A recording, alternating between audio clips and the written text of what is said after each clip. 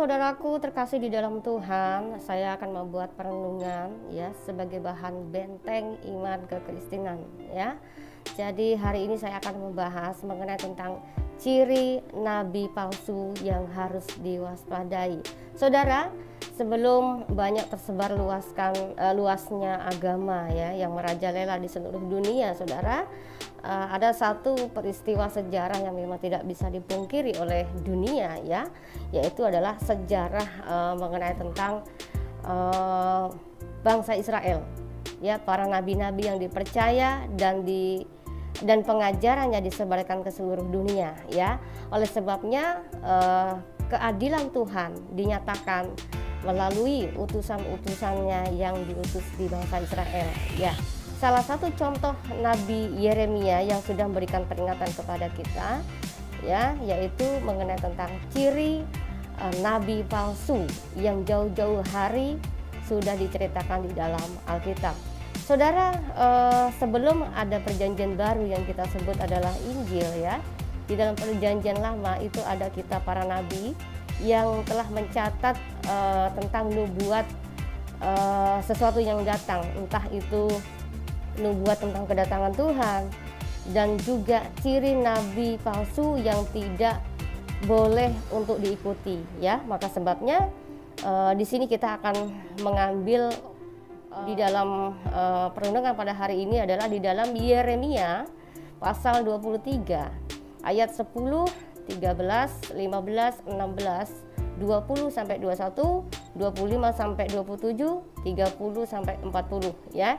Sengaja saya pilih ayat ini supaya lebih cepat masuk ke poinnya ya, karena kalau misalnya dibaca semua ini sangat panjang sekali.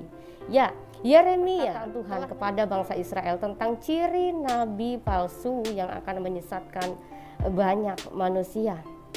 Saudara, ciri salah satu yang akan kita buat renungan adalah tentang negeri padang gurun yang penuh kejahatan ya. Jadi ada suatu negeri itu yang dalam kehidupannya itu dipenuhi dengan padang gurun yang penuh kejahatan. Nah, ini yang mengatakan bukan saya, tetapi yang mengatakan ini adalah firman Tuhan, kitab Yeremia ya. Oke, kita lihat dari ayat 10 dulu saudara ya.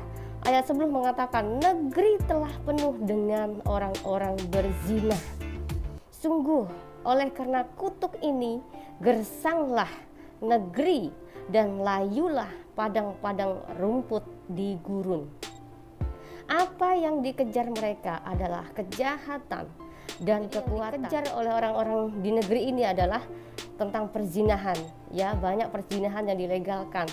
Lalu mereka hanya mencari sesuatu kekuatan dan penuh ketidakadilan. Maka sebabnya Tuhan sangat marah dengan bangsa ini. Lalu selanjutnya saudara, kita akan melanjutkan di ayat 11 kitab Yeremia 23 ayat 11-nya saudara. Sungguh baik nabi maupun imam berlaku fasik di rumahku pun juga aku mendapati kejahatan mereka. Demikianlah firman Tuhan. Nah, ayat ini mengatakan ya, nabi maupun imam berlaku fasik itu di kediaman Tuhan, itu di rumah Tuhan, artinya di bait Tuhan ya. Mereka didapati kejahatan di hadapan Tuhan. Nah, ini yang menilai adalah Tuhan sendiri dan disampaikan kepada Nabi Yeremia. Lalu selanjutnya saudara, negeri yang selalu dimurkai Tuhan dengan penuh deru perang dan malapetaka ya. Kita lihat di ayat 12-nya saudara. Sebab itu jalan mereka akan seperti jalan-jalan yang licin bagi mereka. Di dalam gelap mereka akan tersandung dan akan jatuh di sana. Sebab aku akan mendatangkan malapetaka atas mereka dalam tahun waktu mereka dihukum. Demikianlah firman Tuhan. Lalu ayat ke-13 nih saudara, untuk selanjutnya, di kalangan para nabi Samaria aku melihat ada yang kurang pantas. Mereka bernubuat demi Baal dan menyesatkan umatku Israel. Nah, sebenarnya saudara ya, para nabi palsu ini sebenarnya sudah malam melintang di bangsa Israel sehingga menyesatkan banyak bangsa Israel sendiri ya. Mereka bernubuat mengenai tentang Baal.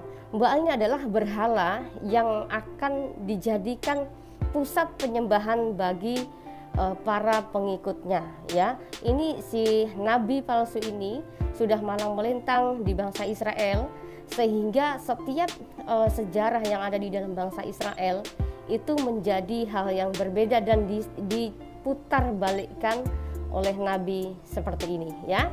Lalu selanjutnya saudara, nabi palsu yang disiksa dengan ipuh dan racun. Nah, mari kita lihat di ayat 15-nya. Sebab itu beginilah firman Tuhan semesta alam mengenai para nabi itu. Sesungguhnya aku akan memberi mereka makan ipuh dan minum racun, sebab dari para nabi Yerusalem telah meluas kefasikan ke seluruh negeri ya. Jadi sebenarnya memang pusat awal kesesatan, informasi-informasi ya. Mereka mencari informasi-informasi dari bangsa Israel ya. Lalu informasi yang diputar balikkan ini diceritakan kepada seluruh negeri sehingga banyak orang tersesat. Nah, maka sebabnya Tuhan memberikan si nabi itu dengan ipuh dan minum racun ya. Kenapa demikian saudara? Memang ini dalam Alkitab ya, itu telah menceritakan mengenai tentang racun itu akan menjadi tanda bagi kenabian orang tersebut. Apakah orang tersebut benar-benar nabi atau nabi palsu? Itu biasanya dites dengan cara diberi minum racun. Kalau dia benar-benar nabi, pasti akan anti racun dan mungkin matinya tidak karena racun gitu ya. Jadi racun itu reaksinya beda-beda saudara ya. Ada yang mungkin sudah terlanjur minum, itu akan seketika mati. Tetapi ketika orang itu hanya minum sedikit, ya mungkin memiliki efek yang hanya berhenti di tenggorokan, lalu sakit pada tenggorokan ya. Dan ini efeknya justru sangat menyiksa dan itu bisa menjadi sangat panjang jangka waktunya ya. Jadi bisa dibedakan untuk racun ini berbeda-beda reaksi tergantung seberapa banyaknya orang tersebut meminumnya ya. Lalu selanjutnya saudara, nabi palsu yang suka memberi harapan surga yang palsu, yang penuh perzinahan ya. Di ayat 16 kita baca saudara, begini firman Tuhan semesta alam, janganlah dengarkan perkataan para nabi yang bernubuat kepada kamu. Mereka hanya memberi harapan yang sia-sia kepadamu dan hanya mengungkapkan penglihatan rekaan hatinya sendiri, bukan apa yang datang dari mulut Tuhan. Murka Tuhan tidak akan surut sampai ia telah melaksanakan dan mewujudkan apa yang dirancangkannya dalam hatinya. Pada hari-hari yang terakhir kamu akan benar-benar mengerti hal itu. Saudara, kenapa disebutkan pada hari-hari terakhir kita baru mengerti? Kenapa? Ketika firman itu turun kepada Nabi Yeremia saudara, ini belum terlaksana, tetapi akan terlaksana kepada saat Nabi itu mulai melakukan reaksi penyesatannya ya. Si nabi palsu ini ya mengungkapkan hal-hal yang sia-sia, memberikan harapan yang palsu kepada pengikutnya ya. Jadi dalam kriteria nabi ini tidak pernah didapati dia bermujizat. Kriteria nabi ini tidak bisa dibuktikan kenabiannya, tetapi dia membuat harapan-harapan palsu kepada umatnya sehingga hanya mengungkapkan penglihatan rekaan hatinya sendiri, katanya begitu kan ya. Dari ayat 16 ini si nabi ini membuat ungkapan-ungkapan penglihatan rekaan hatinya sendiri, bukan apa yang datang dari mulut Tuhan ya. Maka di ayat 16 di bagian B-nya ya mengatakan, maka Tuhan tidak akan surut sampai ia telah melaksanakan dan mewujudkan apa yang dirancangkannya dalam hatinya. Pada hari-hari yang terakhir kamu akan benar-benar mengerti hal itu. Oke? Selanjutnya saudara, nabi palsu yang tidak pernah diutus dan tidak pernah mendapat firman Tuhan secara langsung ya. Di ayat 20-nya mari kita lihat.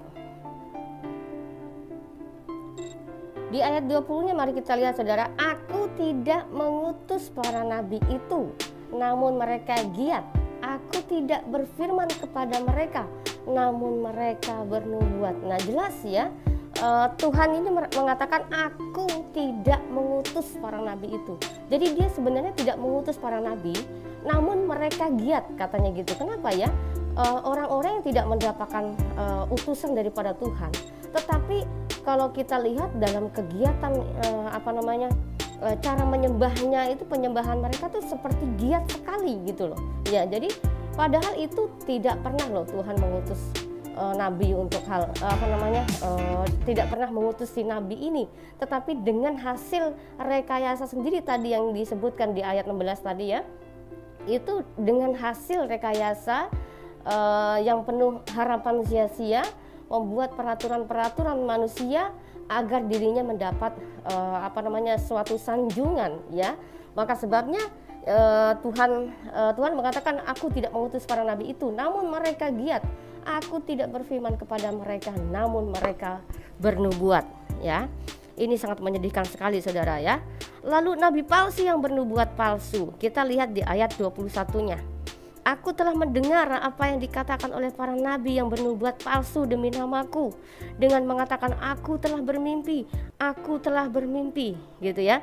Jadi si nabi ini ketika dia mendapatkan wahyu itu tidak pernah menyertai para saksi ya ataupun bukti, tetapi setiap apa yang diungkapkan, tadi saya bermimpi ya, saya menerima wahyu, misalkan saya menerima firman Tuhan tadi ya gitu ya. Jadi si nabi palsu ini mengungkapkan tentang segala apa yang dia imani, entah itu penglihatan, entah itu mujizat, semuanya itu tidak bisa disertai oleh saksi ya. Lalu selanjutnya di ayat ke-25, nabi yang suka mengarang cerita sendiri ya.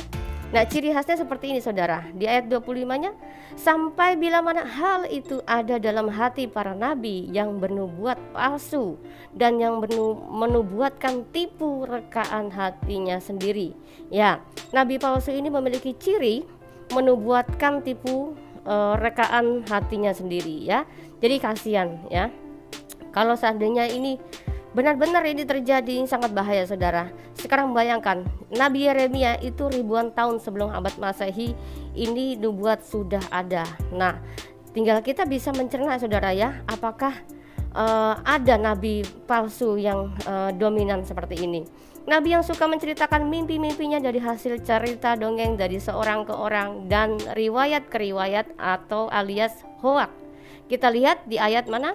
Ayat 27-nya saudara ya. Ayat 27 mengatakan, yang merancang membuat umatku melupakan namaku dengan mimpi-mimpinya yang mereka ceritakan seorang kepada seorang, sama seperti nenek moyang mereka melupakan namaku oleh karena Baal. Saudara tahu ya, di dalam pengkabaran Injil ya, itu kesulitan yang dialami oleh para murid Yesus ya. Mereka mengalami penganiayaan ya, dikarenakan apa?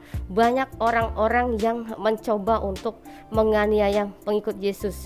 Ya bagaimana mereka tidak niaya saudara? Sekarang ajaran Yesus mengatakan jangan membalas kejahatan dengan kejahatan.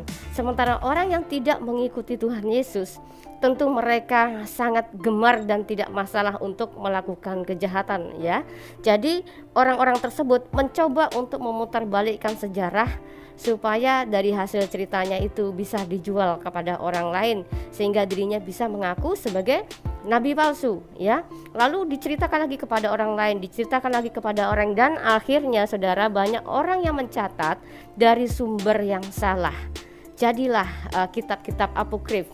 Apokrif itu adalah menceritakan orang-orang yang menceritakan sejarah yang asal mulanya bukan murid Yesus, tetapi orang lain yang mencatat, seperti itu ya.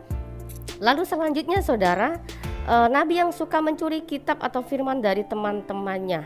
Di ayat 30-nya saudara, kita baca, sebab itu sesungguhnya aku akan menjadi lawan para nabi. Demikianlah firman Tuhan, yang mencuri firmanku masing-masing dari temannya. Nabi yang aibnya kekal sampai sekarang dan selama-lamanya, ya.